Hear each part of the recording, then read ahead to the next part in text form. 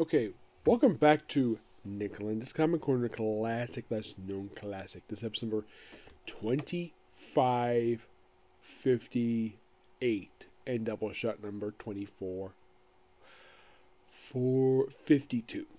Now, both these two books feature characters created by Stan Lee and Steve Ditko. Though this was an Ultra version character, but I'm still counting it. We have Spider-Gwen, Shadow Clones. Yep. It's Spider-Gwen's own take on the Clone Saga. In a 5-issue miniseries. Yes, written by Emilia Kim.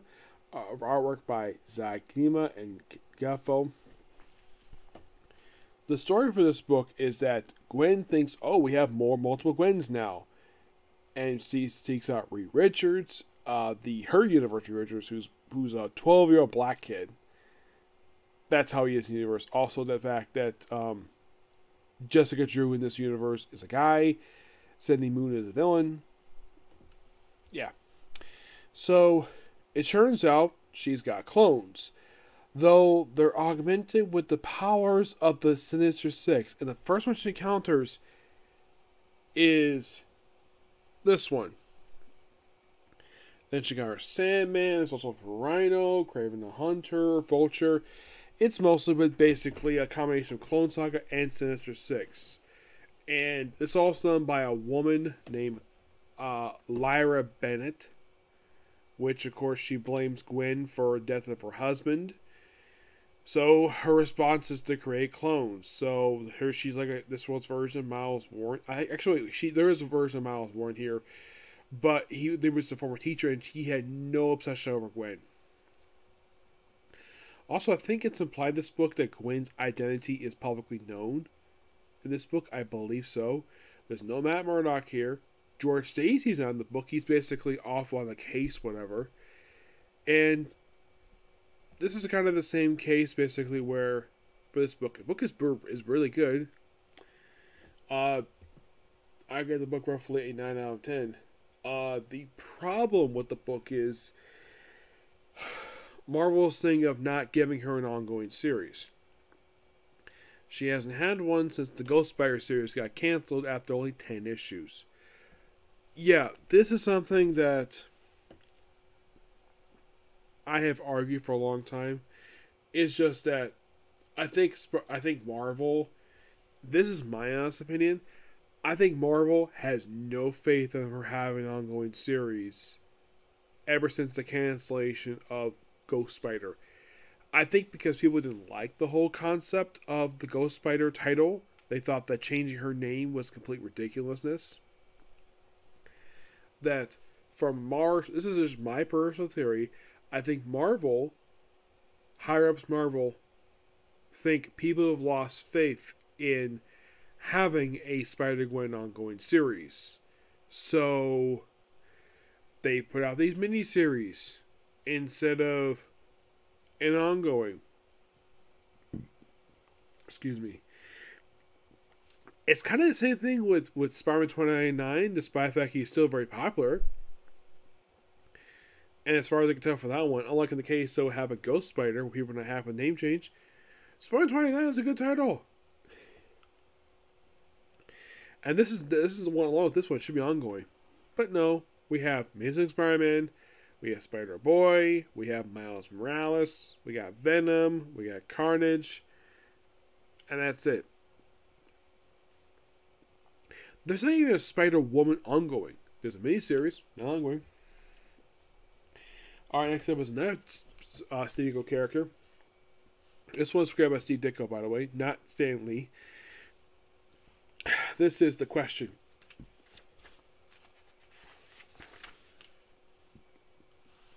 Excuse me. This is basically called Zen and Violence. This collects the first 6 issues of the critically acclaimed Question ongoing series from the 1980s. A series that lasted for 3 years, published 3 annuals, had a mini-series alongside it called The Question Returns, Question Quarterly, which published alongside this, which that mini-series is not in trade for some reason. I'm not sure why, but it isn't. Not even the annuals are in trade, and there's 3 of them, and they cross over all with Green Arrow. Actually, there's two of them, excuse me. Because the third annual for Green Arrow picks up where this series leaves off. So, the question is one of those three characters from Charlton Comics who gets an ongoing series. Him along with Captain Atom and the Blue Beetle. Of the three, Captain Atom managed to last for about 5 years. Blue Beetle lasted for 2 years. This lasted for 3. Now, for this particular book itself, it is set in the main continuity, despite the fact being for mature readers. By the way, love the cover art here. This is written by the late Danny O'Neill and art by Dennis Cowan. I have talked about the Question before. I actually own a couple Question trades. It's just that it's been a while since I've discussed the series itself. Now, some of you might be thinking, okay, when was the last time I talked about the Question? Because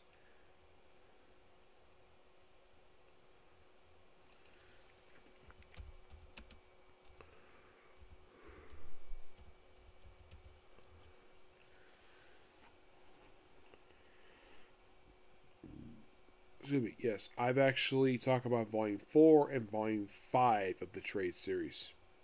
And of course, Question Pipeline. And that's it.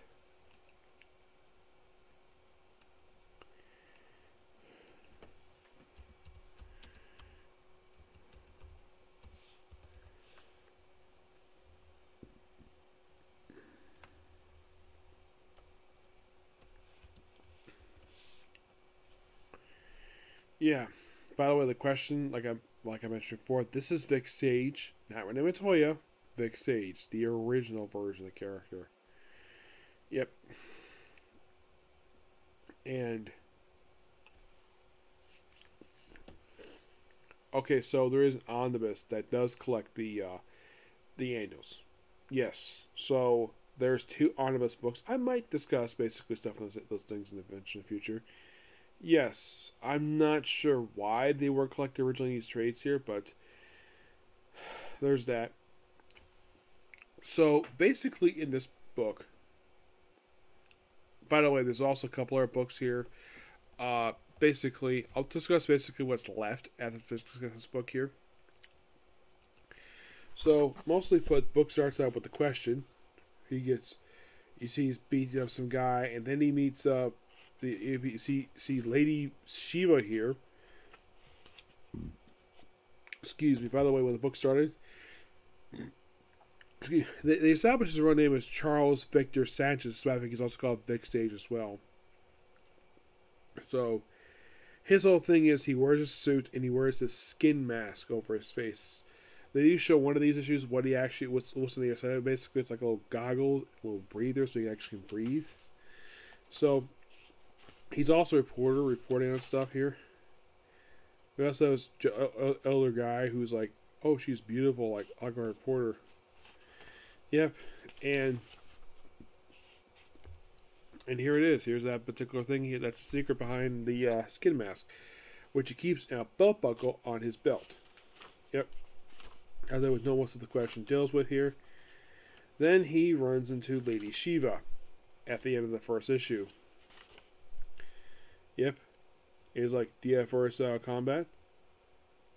I don't want to hurt you. Lady, last time we met, you stayed out of it. Follow your example, don't you?" Yeah, and then she proceeds to beat the living crap out of the Question, along with another guy who proceeds to break almost every bone in his body. Then dump in the river, and then he gets saved at the end of the very next issue.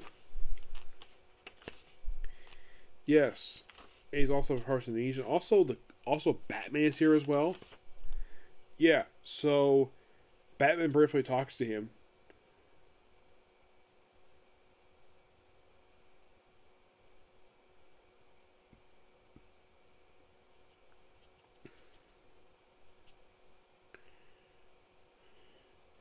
Yeah, so basically, basically Batman basically criticizing him for being a very sloppy fighter, and telling him to shut up.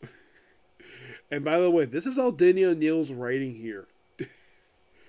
yeah, having the Batman chastise the question. So then he meets a man named Richard. I have heard someone said this is supposed to be Richard Dragon, but it's just some guy in a wheelchair named Richard who is some cripple, and then we see him training over the course of the issue, of course, Lady Shiva. By the way, if you're curious though, is there any attraction between him and Lady Shiva? I'm sure there is, but these two never come into a couple for some reason, and she ends up being a recurring character throughout this entire series, but no romantic relationship between them. Oh, and you might be asking, is he headquartered out of Hub City? Yep, they still keep that here. So yeah,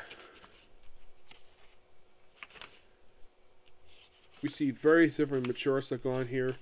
There's even a scene here where an older gentleman rapes a woman after she scratches him, and she calls him a dirty old man. It's quite interesting of a basic set of issues. It's a good start for the series, and I do really enjoy this.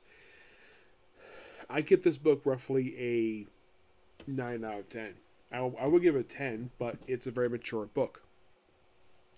And it's not published under the Vertigo imprint. Nope. This, along with Green Arrow, got the for mature readers thing with it. Despite the fact it was not published under that imprint for Vertigo. This was like pre-Vertigo, but it's canon. And since we're in this book here, what's left? Well, got volumes 2 and 3 and 6. And that's it. I will probably get a chance to on the side here the annuals for the annual for Green Arrow. I had to discuss the annual for the comics. That I was selecting one of the other Batman Dark Knight trades, but I'll discuss the compendium stuff later. And aside from the 3 trades left, there is the annuals, obviously, the crossover stuff. Basically, was collecting those omnibus books. I will be discussing those in future, along with the 5 Books of Blood miniseries. Yep. Excuse me. There's also the Black Label book for Question. Mm-hmm. Yep. But yeah, that's particularly a particular view.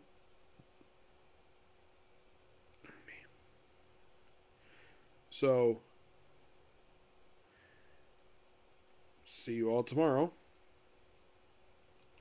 with Space Sheriff Cider. Okay, next video. Bye.